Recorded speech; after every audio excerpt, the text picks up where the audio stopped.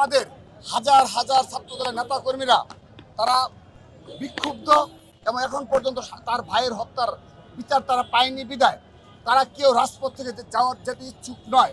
কিন্তু আমরা যেহেতু আগে থেকে ঘোষণা দিয়েছি সেজন্য আমাদের সেই ঘোষণা অনুযায়ী এবং আমরা আবারও এই ইন্টারিম সরকারকে সরাসরি বলতে চাই, আপনারা এসে দেখে যান ছাত্র দলের নেতা কর্মীরা কিভাবে 15.5 বছর লড়াই সংগ্রামে পরীক্ষিত নেতৃত্ব হয়েছে তার প্রমাণ।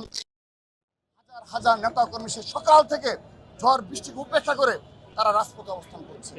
আপনারা এই ছাত্র দলের নেতা কর্মীদের মনোভাব বুঝতে চেষ্টা করুন, তাদের মনের ভাষা বুঝতে চেষ্টা করুন।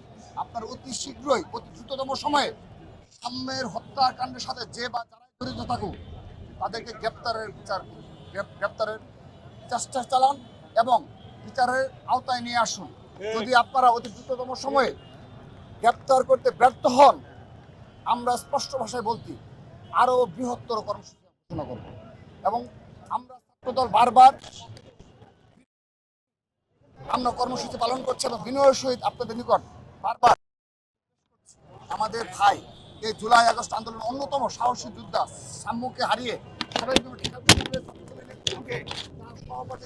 সাধারণ শিক্ষার্থীরা এবং ছাত্রদলের আপাতমর নেতা কর্মীরা ক্ষুব্ধ। আমরা তারপর তাদেরকে নিয়ন্ত্রণ করেছি, তারা শান্তিপূর্ণভাবে তার ভাই হত্যার প্রতিবাদে কর্মসূচি পালন করে যাচ্ছে।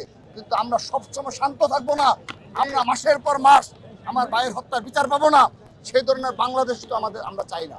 সেজন্য ইন্ডিয়ান সরকারের দায় রয়েছে দায়িত্বশীল পর্যায় থেকে আমরা তাদের স্পষ্ট অবস্থান সদিচ্ছা যেন পরিলক্ষিত হয় সেই বিষয়টি আমরা আবারও আপনাদের মাধ্যমে আহ্বান জানাচ্ছি এবং আমরা বিশ্বাস করি তাদের সবার যদি সদিচ্ছা থাকে তাহলে হয়তোবা এই তদন্তে আরো গতি পাবে এবং তাদেরা গ্রেপ্তার হবে। এবং আজকে আমাদের এই কর্মসূচি আমরা সকাল থেকে এখন বিকাল 5টা বাজে, কিন্তু আমাদের হাজার হাজার নেতাকর্মী এখনো রাজপথে অবস্থান করছে। কিন্তু আমরা তা সত্ত্বেও আমরা আমাদের কর্মসূচি আনুষ্ঠানিক সমাপ্তি ঘোষণা করছি।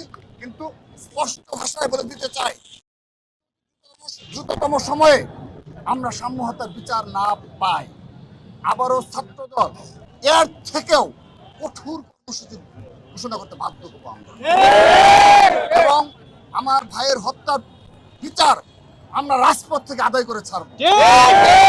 ধন্যবাদ।